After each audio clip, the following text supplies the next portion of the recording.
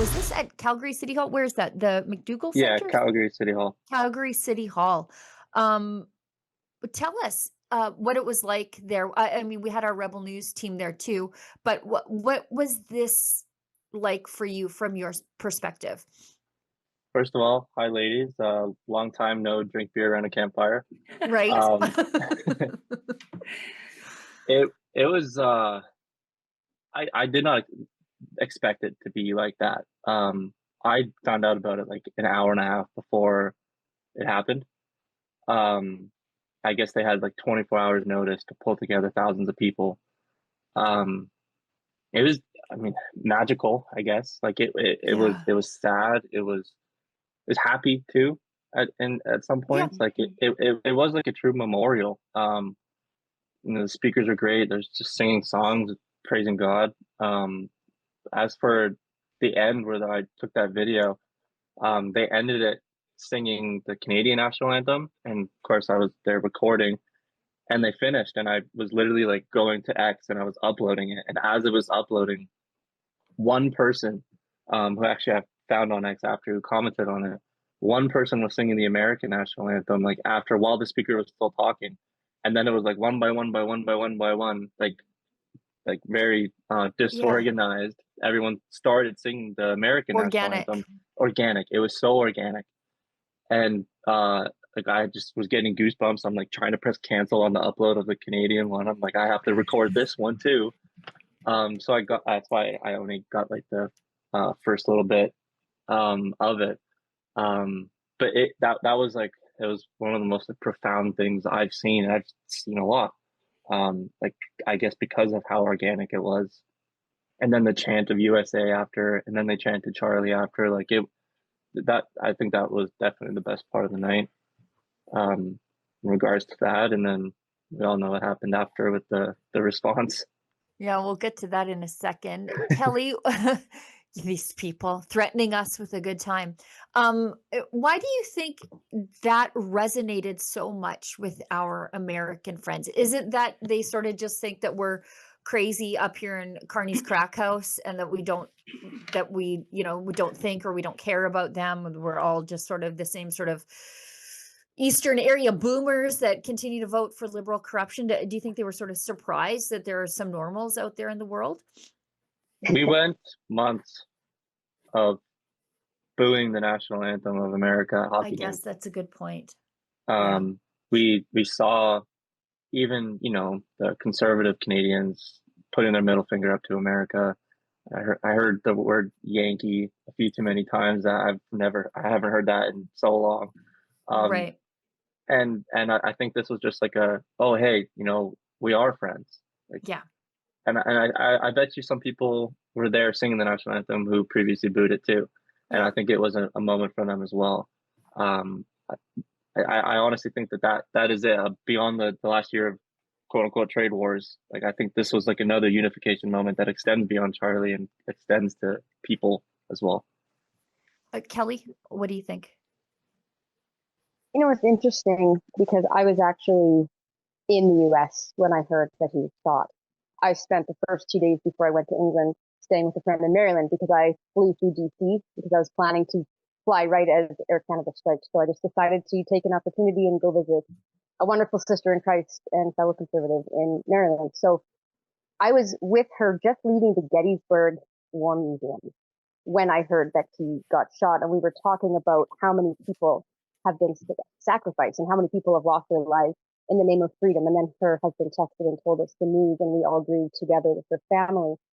And then I was back there for 2 days after. So I've been able to actually see in real time some of the American grief. And that includes people that really idolized Charlie Kirk, not in a weird way, but in the way of young men needing guidance in a very wayward world and seeing how it's affected them. So perhaps I'm biased because I have been with some of the most extraordinary people when it comes to Americans recently, but even just chatting with them off and on in the airport and whatnot, it's so hard to say. You have two sides in America. You have the ones who idolize us as some sort of socialistic utopia, which is obviously propaganda. And then you have the other side, which is the conservative side, who watch us religiously coming up on every podcast or every newscast as a joke because everything that's happening here is insane. And I have had definitely people that have asked me down there, what's going on in Canada? Are you guys socialists? What's happening? And they ask me these questions and they Don't ask definitely us. think, yeah, I don't know. I don't know how to answer that. Everyone's lost their mind. I don't know what to say, but there's definitely a sense of what's happening up there. You guys seem kind of crazy. And so I would hope that something like this would show because these vigils and these reactions are spanning the entire world, not just North America. But Yeah. this is bringing people together on a level that actually blows my mind. And it seems very spiritual. And so for those who are not just political, but actually are also, that's the other reason I'm kind of biased because I've been around people who are Christian. We're seeing a spiritual battle in this. And there's something about this that feels very like a martyr, an assassination of someone who's very anointed by God. And so this is transcending the norm, the normal jokes about Canada, the normal back and forth. There has been so much division, which I never took part in. I know none of you have been the ones that have been being at hockey games. None of us were doing that. We all appreciate our American allies, but that was a real thing. That was happening. I've seen the look when Americans are speaking. I've seen all of it and it's disgusting. And I would hope that this would be something and Americans would see that there are good people up here, that there are people that did not vote for Justin Trudeau, nor Carney, nor any of this madness, that we are just as much a victim of it as they are too when they've had more, lefty nonsensical politicians in office as well. So I don't know if that really answers the question. It's just been a surreal, I'm still jet lagged, but it's been a surreal experience talking with people as well as in England because there was a lot of Americans there too, right? So talking with John Keith and seeing just how all of this us are uniting on this front. And I don't know, it's going to be interesting to see as time moves forward. But I think unfortunately the leftist people that hated on the US in the first place and said, don't travel there, don't buy their food, the people that were literally calling me out in the grocery store saying, are you buying Canadian? Like these psychos are not actually the ones that are grieving for Charlie. They're the ones celebrating his death. So that's not going to change. And those psychos still exist. And I use that word very cautiously, but also it's that's what they are. They're acting like demons. And I don't know what else to say. They're not going to change. So a lot of these people are the same ones that would rat out their friends during COVID for wearing a mask. They're the same ones that would call you out for buying American produce. And they're the same ones that are championing Charlie Kirk's murder.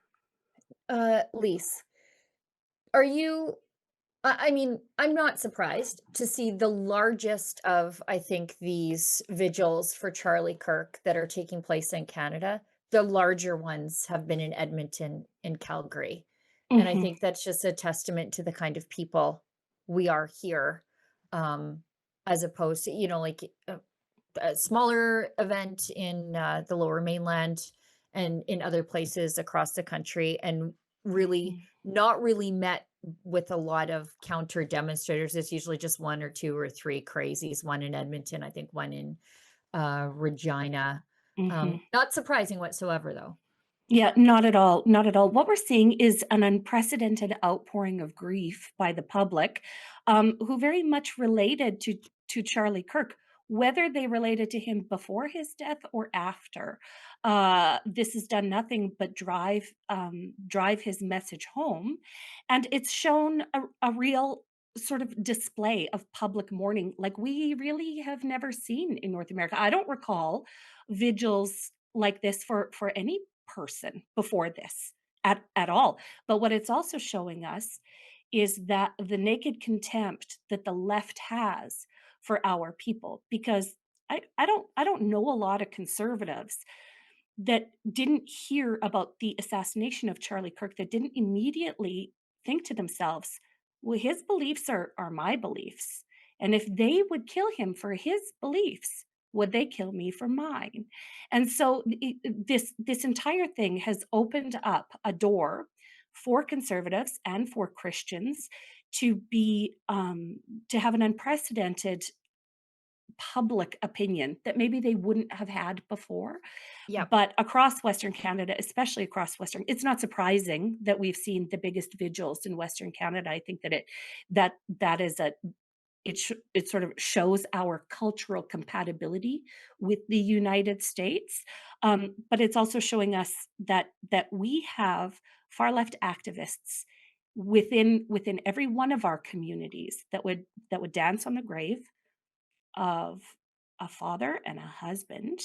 And we must confront that kind of evil in our society. We know what our job is now.